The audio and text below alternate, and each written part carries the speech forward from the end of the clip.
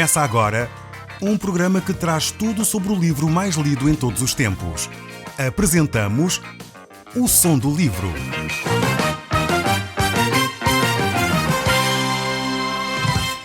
Seja muito bem-vindo. Neste podcast vai encontrar o livro mais conhecido e lido em todo o mundo. Vamos levá-lo numa viagem pela história da humanidade. Este é um audiolivro para si, para a sua família e sociedade em geral. Contextualização e comentários de Paulo Chaveiro.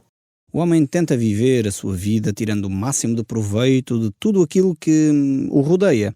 Mas na realidade, tudo isso é vazio, tudo isso é oco, tudo isso é vaidade, nas palavras do autor de Eclesiastes. É correr atrás do vento o tempo todo.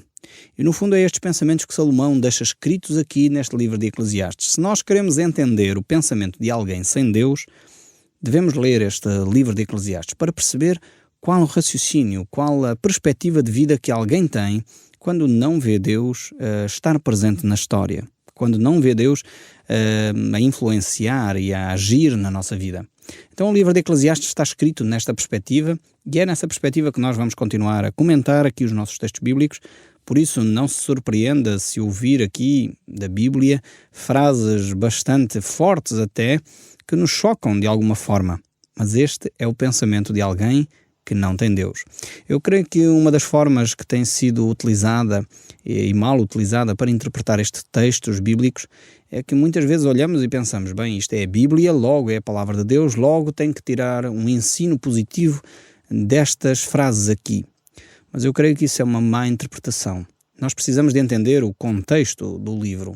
Precisamos de perceber qual as premissas que levaram o autor a escrever estas palavras. E a partir daí, então, interpretar corretamente o texto bíblico que nos apresenta aqui à frente. Por isso mesmo, temos de ter essa atenção quando olhamos para estes textos para não cometer erros de interpretação e não dizer coisas que a própria Bíblia não está a afirmar ou a dizer para cada um de nós. Por isso, então, olhemos para o texto bíblico. Diz assim o capítulo 2 e vamos fazê-lo a partir do verso 1. Vamos reler outra vez um pouco. No último programa já começámos a ler este capítulo 2, mas vamos introduzi-lo de novo e depois, então, passaremos ao texto que hoje iremos abordar. Diz assim a palavra de Deus. Disse comigo, vamos, eu te provarei com alegria. Goza, pois, a felicidade, mas também isso era vaidade. Disse ao riso, é loucura, e da alegria, de que serve? Resolvi no meu coração dar-me ao vinho, regendo-me contudo pela sabedoria, e entregar-me à loucura, até ver o que melhor seria que fizesse os filhos do homem debaixo do céu, durante os poucos dias da sua vida. Temos aqui então esta atitude de Salomão, que não é muito diferente de algumas pessoas. Muitas vezes as pessoas, como não encontram respostas para a sua vida, então dedicam-se aos vícios. Dedicam-se a ser escravizadas por aquilo que aparentemente lhes dá alguma alegria, lhes dá algum prazer. Mas o próprio autor chega à conclusão, mas para que é que isto serve? De que utilidade tem este tipo de comportamento? Inclusive ele chegou ao ponto de dizer que se entregava à loucura, porque qual era o valor da sabedoria? E realmente, quando não temos uma perspectiva do divino, quando não temos uma perspectiva do eterno, realmente aquilo que nós podemos fazer nesta vida, se limitar a estes dias que nós vivemos, realmente temos que chegar à conclusão que Salomão chegou. O melhor é comer e beber e gozar com a mulher que nós amamos, porque afinal de contas os dias são poucos. Mas realmente a nossa vida não se limita a estes dias. A nossa vida não se limita aos aspectos materiais. Nós somos também seres espirituais. E por isso mesmo tendo os bens materiais, tudo aquilo que nós achamos que é importante adquirir, continuamos muitas vezes vazios e tristes. É por isso que às vezes assistimos a grandes vedetas, pessoas cheias de riqueza, materialmente falando, angustiadas, em depressão, muitos deles chegando até ao suicídio. E porquê? Porque os bens materiais não satisfazem a alma do homem. E infelizmente a nossa sociedade tem tem-nos conduzido, empurrado para uma mentalidade do ter, pensando nós que ao ter seremos mais felizes. Mas quando acabamos de adquirir as coisas, percebemos que afinal ter as coisas dá jeito, algumas delas, mas não são essas coisas que trazem felicidade. Tudo isso, diria o autor de Eclesiastes, tudo isso é vaidade, tudo isso é vazio, tudo isso é oco, tudo isso é correr atrás do vento. Vale a pena, de facto, viver uma vida abundante. Mas essa vida abundante só pode ser vivida na dependência de Deus, num relacionamento com Deus. É Ele que pode trazer o gozo ao nosso coração, um gozo e uma paz que excede o entendimento, que não tem a ver com as circunstâncias. É por isso que o apóstolo Paulo, que nós estudamos na carta aos Filipenses há pouco tempo, verificamos que ele tinha uma alegria mesmo estando preso, mesmo estando na necessidade, mesmo não tendo os bens necessários, ele continuava alegre. Porquê? Porque essa alegria provém de dentro, provém de um coração que se relaciona com Deus. Não tem a ver com as circunstâncias, não tem a ver com aquilo que nos rodeia, tem a ver com a nossa relação com Deus. E isto pode acontecer consigo também. Se você tiver a perspectiva do divino, se você deixar Deus influenciar a sua vida e não que as coisas materiais, aquilo que o rodeia, influencie a sua vida. Para Deus o mais importante é ser do que ter. E infelizmente às vezes nós invertemos os valores e damos mais valor ao ter do que ao ser. Precisamos inverter esta tendência, esta mentalidade que tem permeado a nossa sociedade ocidental. Precisamos de pôr os pontos nos is, como diz o povo. Precisamos de organizar de novo o nosso pensamento. Alguém disse um dia que a nossa sociedade ocidental hoje gasta o dinheiro que não tem em coisas que ninguém precisa para oferecer a alguém que não conhecemos. E realmente isto reflete um pouco a nossa mentalidade ocidental. Quantas vezes nós nos empenhamos a comprar coisas, a oferecer uma prenda a um colega que nós nem conhecemos ou sabemos muito pouco a seu respeito, não conhecemos efetivamente quem é a pessoa, o seu ser, não conhecemos o seu âmago. No entanto, muitas vezes gastamos-nos, essencialmente isto acontece mais nas épocas de Natal, aquelas épocas de festividades, em que damos e trocamos prendas muitas vezes a pessoas que nós nem conhecemos, nem valorizamos, e aqueles que nós queremos valorizar e conhecer e somos próximos, às vezes não investimos tanto tempo com eles. Às vezes passamos pouco tempo com os nossos filhos. Às vezes passamos pouco tempo com o nosso cônjuge. Às vezes damos pouco tempo aos nossos pais. E são eles que são as pessoas importantes na nossa relação. Mas continuando aqui neste capítulo 2, o verso 4 nos diz: empreendi grandes obras, edifiquei para mim casas, plantei para mim vinhas, fiz jardins e pomares para mim, e nestes plantei árvores frutíferas de toda a espécie. Mais uma vez vemos aqui Salomão a trabalhar, à procura do gozo material, à procura daquilo que os bens poderiam dar. Estamos a falar de um homem extremamente rico.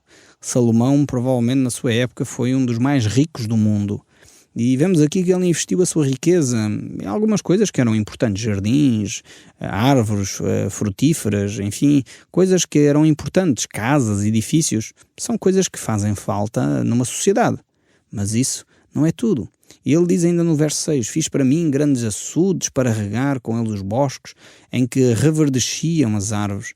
Vemos que ele fez investimentos sociais, investimentos importantes, mas ele continua: comprei servos e servas, e tive servos nascidos em casa. Também possuí bois e ovelhas, mais do que possuíram todos os que antes de mim viveram em Jerusalém. Amontoei também para mim prata e ouro e tesouros de reis e de províncias. Provi-me de cantores, de cantoras e das delícias dos filhos dos homens, de mulheres e mulheres.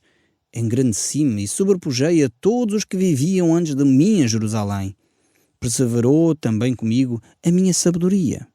Vemos que Salomão aqui foi tentando preencher a sua vida com o conforto. Este homem, que era considerado o homem mais sábio do seu tempo, alguém que tinha uma sabedoria extraordinária, depois de algum período ele percebeu que não estava satisfeito e por isso começou a amontoar riqueza, amontoar prata, ouro.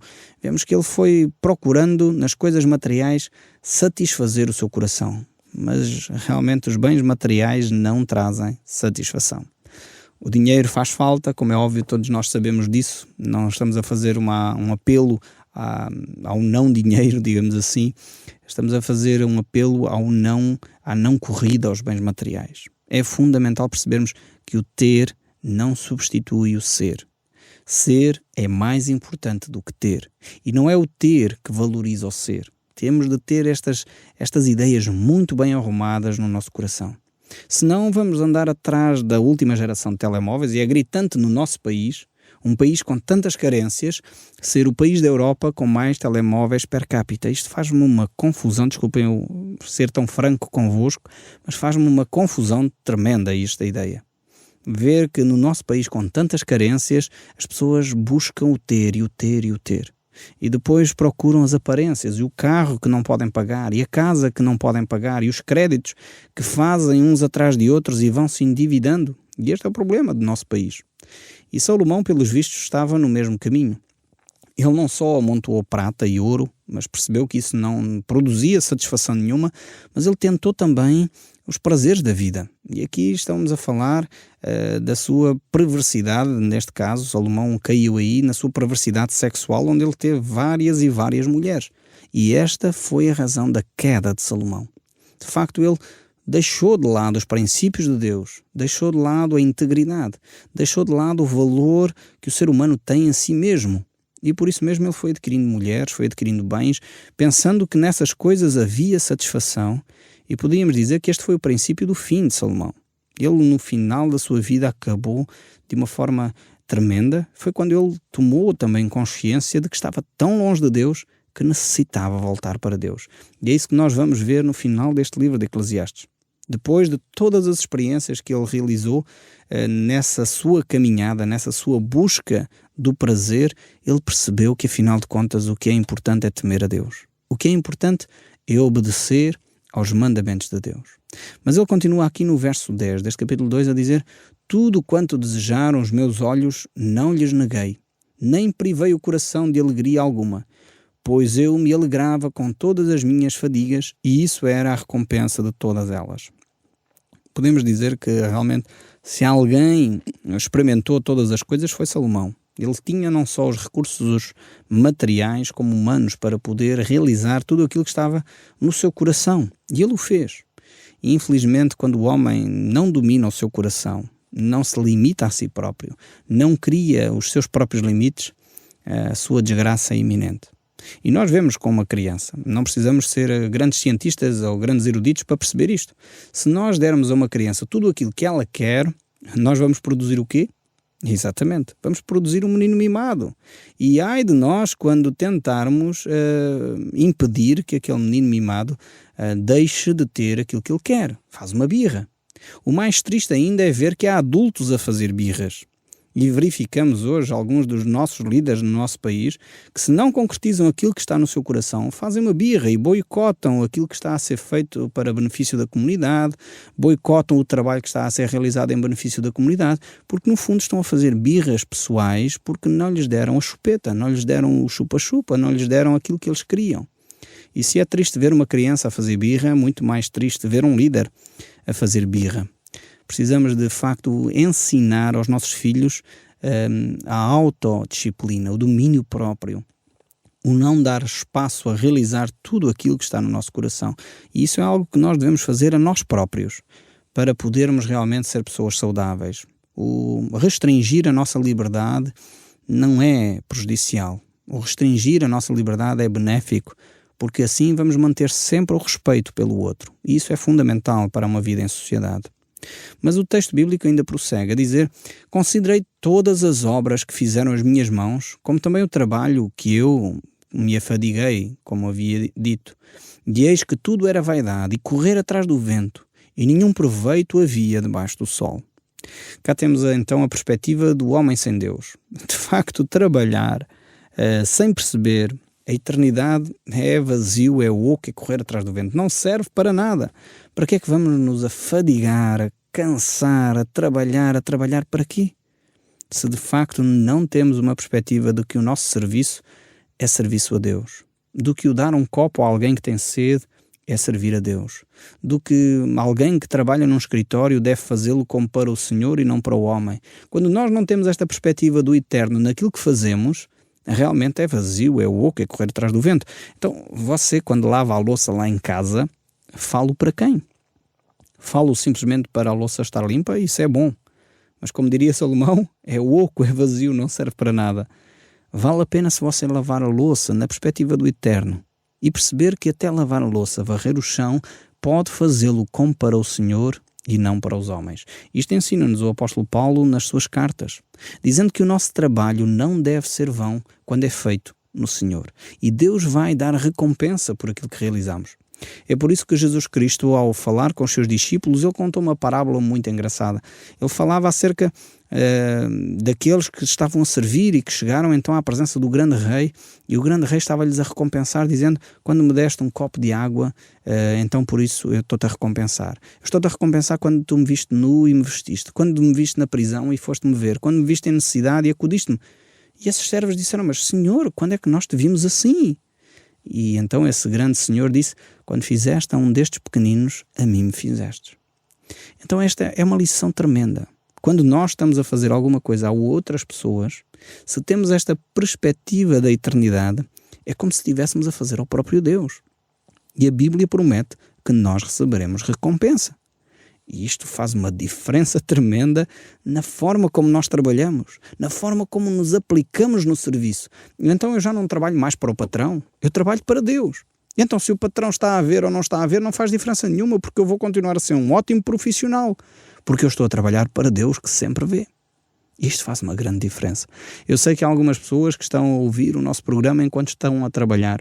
Eu espero que, ao ouvirem estas palavras, vos possa encorajar ainda a serem melhores profissionais. O cristão que tem esta perspectiva do eterno deve ser o melhor profissional que existe à face da terra.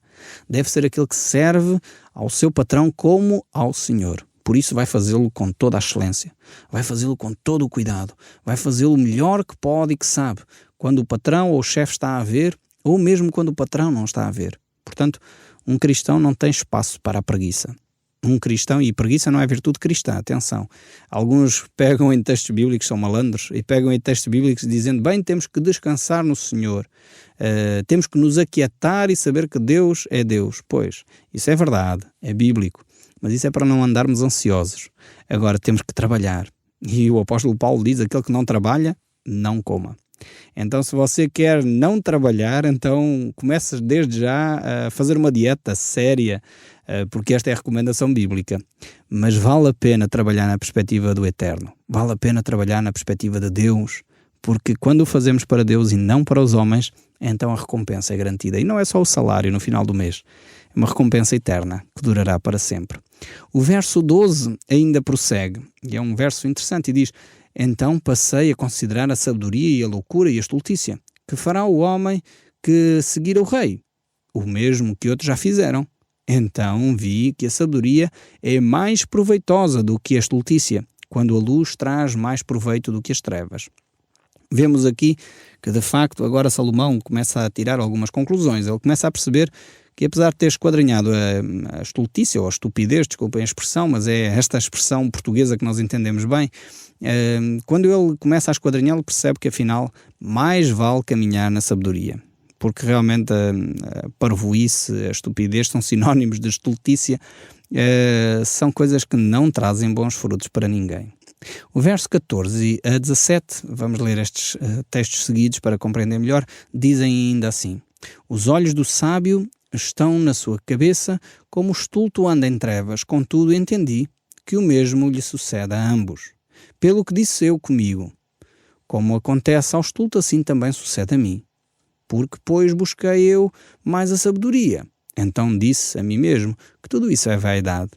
Pois tanto o sábio como o estulto, a memória não durará para sempre, pois passados alguns dias tudo cai no esquecimento. Morre o sábio, e da mesma sorte o estulto. Pelo que aborreci a vida, pois me foi penosa a obra que se faz debaixo do sol. Sim, tudo é vaidade e correr atrás do vento. Mais uma vez vemos que este homem estava, de facto, eu acho que ele deveria estar a passar por uma depressão profunda, Salomão, nesta época. Ele considera as coisas assim meio, enfim, soltas. Por um lado diz uma coisa, depois a seguir diz outra, e de facto, de certa forma, se não percebermos que ele está a falar numa linguagem sem Deus, faz todo o sentido. Sem Deus isto faz sentido. Com Deus, de facto, isto é uma aberração o que ele está a dizer. Se temos a perspectiva da vida eterna, ser sábio ou não faz uma grande diferença. E aqui Salomão mais uma vez revela seu afastamento total de Deus. O verso 18 ainda diz: também aborreci todo o meu trabalho, com que me afadiguei debaixo do sol. visto que o seu ganho eu havia de deixar a quem viesse depois de mim. E quem pode dizer se será sábio ou estulto? Contudo, ele terá domínio sobre todo o ganho das minhas fadigas e sabedoria debaixo do sol. Também isso é vaidade. Vemos que aqui Salomão está a pôr em causa o deixar o seu legado, a sua herança, àqueles que o sucedem. Ele não sabe se a pessoa que vem depois irá gerir ou não bem a sua fortuna, irá gerir bem ou não a sua riqueza. E no caso de Salomão, em concreto, o seu filho Roboão estragou tudo o que ele tinha construído. Mas de alguma forma, Roboão, que era filho de Salomão, só seguiu os passos finais do seu pai. Basicamente agiu sem sabedoria. Em vez de ouvir o conselho dos outros, fez aquilo que lhe pareceu melhor. E de facto estragou tudo aquilo que o seu pai Salomão tinha realizado. Então é importante nós percebermos que devemos deixar um legado, mas um legado essencialmente espiritual. A melhor herança que nós podemos deixar aos nossos filhos é a herança dos valores. E eu estou a falar não dos valores económicos, nem dos valores materiais, estou a falar dos valores espirituais, de valores como a verdade, o amor, a coragem, a sinceridade, a honestidade. Isto são valores que nós podemos deixar aos nossos filhos que não têm preço. Eu costumo dizer que os meus filhos, coitados, em termos de bens materiais, vão ficar muito mal servidos. Se a minha vida continuar como tem sido até aqui, eu espero bem que sim, não vou deixar muita riqueza aos meus filhos, mas posso-lhe deixar um legado espiritual tremendo. Porque eu espero que eles entendam que o mais importante na vida é ter um caráter semelhante ao de Cristo. E isto fará toda a diferença na sua vida. E eu espero que eles possam apreender esta verdade, que será a maior herança que eu alguma vez poderei deixar aos meus filhos. Eu espero que você tenha a mesma opinião e não se canse a trabalhar para deixar bens materiais aos seus filhos, mas canse sim, fadigue-se sim para deixar uma herança espiritual, que fará diferença para a eternidade. O verso 20, e nós gostaríamos de continuar, ainda diz: então me empenhei, porque o coração se desesperasse de todo o trabalho com que me afadigara debaixo do sol. Porque há homem cujo trabalho é feito com sabedoria, ciência e destreza. Contudo, deixará o seu ganho com porção a quem por ele não se esforçou. Também isso é vaidade e grande mal. O Som do Livro, uma produção da Rádio Transmundial de Portugal.